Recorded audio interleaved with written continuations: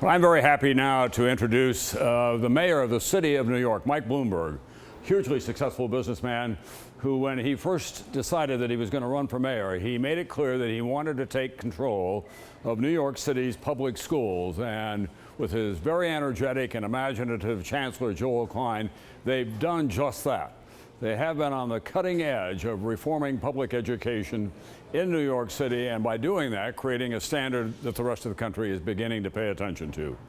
So now it's my privilege to introduce to you His Honor, the Mayor of New York, who has an announcement for us this morning. Mike? Tom, thank you, and good morning to everyone. Sorry about the weather, but it's all part of the mayor's program to eliminate the drought. Nevertheless, rain or shine, I want to welcome everyone to New York City, a birthplace of 4 Supreme Court justices and 1 on American Idol. And I especially want to welcome the 50 teachers and principals who have been named Education Champions. It really is important to listen and learn from our best educators when we talk about reform, and there are so many of them around this country.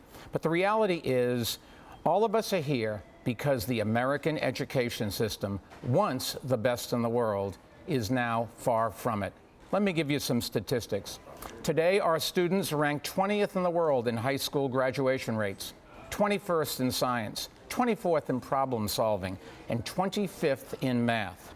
And while other nations were racing ahead, expecting more of their students and teachers, America was standing still, I'm sorry to say, even though we've been spending far more than anyone else and cutting class size far below what it used to be. By losing ground in our schools, we've also lost ground in our economy. In fact, the economic challenges facing the middle class in this country, especially stagnating wages and the growing income gap, are directly related to the educational challenges facing our students. Unemployment in America today is too high, and part of the reason, unfortunately, is that many companies cannot fill the high-skilled jobs which are increasingly at risk of going overseas.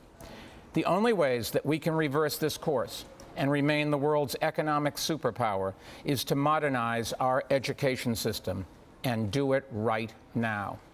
We owe that to our kids, and we owe it to our country.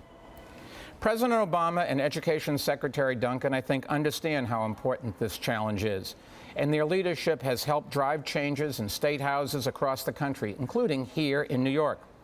I'm optimistic that we can succeed, partly because we've seen here in New York what a difference reform can make, and partly because I believe the country is reaching a tipping point in terms of recognizing the severity of this problem and demanding action.